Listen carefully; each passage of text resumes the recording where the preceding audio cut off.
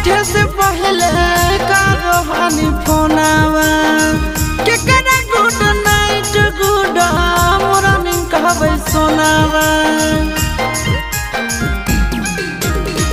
सोते घड़ी उठे से पहले करो हानि फोनावा के करा गुड नाइट गुड मॉर्निंग कहबै सोनावा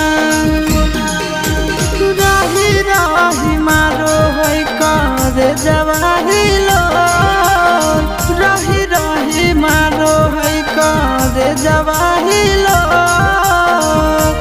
आगे जानू से नुरा मांग के तोरे जनवा मांग होगे मोर आगे जानू से नुरा मांग के तोरे जनवा मांग होगे मोर।